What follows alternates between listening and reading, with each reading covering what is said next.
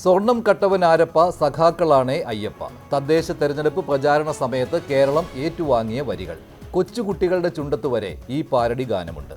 പോറ്റിയെ കേറ്റിയെ സ്വർണം ചെമ്പായി മാറ്റിയെ എന്ന് കേട്ടപ്പോൾ അസ്വസ്ഥരായത് CPM നേതാക്കൾ മാത്രം.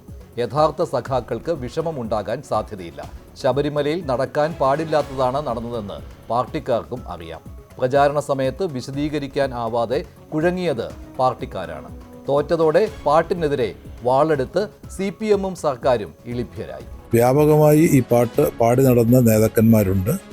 അപ്പോൾ അതുകൊണ്ട് തന്നെ അതിഗുരുതരമായ തെരഞ്ഞെടുപ്പ് ചട്ടലംഘനമായിട്ടാണ് ഈ നടപടിയെ കാണാൻ കഴിയുക. അത് എങ്ങനെയൊക്കെയാണ് വ്യാഖ്യാനിക്കുന്നത്?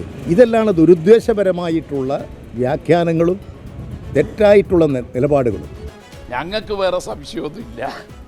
ഇത് തെരഞ്ഞെടുപ്പിൻ്റെ ജനപ്രാതിനിധ്യ നിയമത്തിൻ്റെ ലംഘനം. സ്വർണ്ണപ്പാളികൾ മാറ്റിയേ ശാസ്താവിൻ ധനം മൂറ്റിയേ, ശരിയെന്ന് ആർക്കാണ് അറിയാൻ പാടില്ലാത്തത്? എന്നിട്ടും അയ്യപ്പനെ അവഹേളിച്ചു എന്നാണ് CPM പറയുന്നത്. ആദ്യം വാളെടുത്തത് പത്തനംതിട്ട ജില്ലാ സെക്രട്ടറി രാജു എബ്രഹാം. പാട്ടുകാരെ ഇപ്പം തീർത്ത് കളയും എന്നായിരുന്നു രാജുവിൻ്റെ ഭാവം.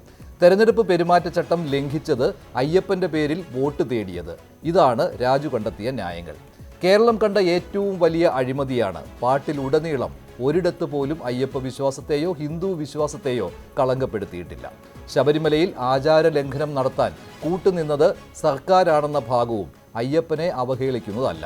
എന്നിട്ടും എന്ത് കണ്ടിട്ടാണ് CPM ഈ നാടകം കളിച്ചത്? ഇത് കേരളത്തിന് അപമാനകരമായ കാര്യമാണ് ഈ കേസ് എടുത്തിരിക്കുന്നത്. അത് പാടുന്നതിന് എന്താ കുഴപ്പം? ആരുടെ ഗാനങ്ങൾ ആദ്യമായിട്ടാണോ കേരളത്തിൽ പാടുന്നത്?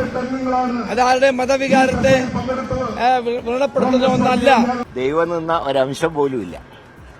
ഈ സ്വർണം കക്കുന്നാണ് ഏറ്റവും വലിയ തെറ്റ്.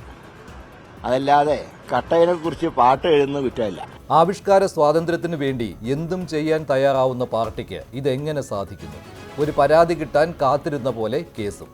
തെരഞ്ഞെടുപ്പ് കമ്മീഷന് പരാതി കൊടുക്കുമെന്ന് പ്രഖ്യാപനം.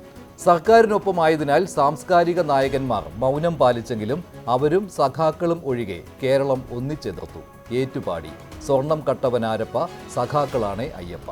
ഒടുവിൽ എന്ത് സംഭവിച്ചു? തിരിച്ചടി ഇതിലും ശക്തമായിരിക്കുമെന്ന് മനസ്സിലാക്കി പിന്മാറ്റം. So when I heard this song, I fell in love with this state again. So if they want to file a case, we can all sing it right now. We are ready to go to the jail. ശബരിമലയിലെ സ്വർണ്ണക്കൊള്ള തദ്ദേശ ഭരണ തെരഞ്ഞെടുപ്പിൽ LDF-ന് തിരിച്ചടിയായ ഘടകങ്ങളിൽ ഒന്നാണ്. ആ രീതിയിൽ സമീപിക്കുന്നതിന് പകരം ഒരു പാട്ടിനെതിരെ കോലാഹലമുണ്ടാക്കിയത് അപഹാസ്യമാണ്. അതും അഭിപ്രായ സ്വാതന്ത്ര്യത്തിനും ആവിഷ്കാര സ്വാതന്ത്ര്യത്തിനും വേണ്ടി പടവെട്ടുന്നവർ.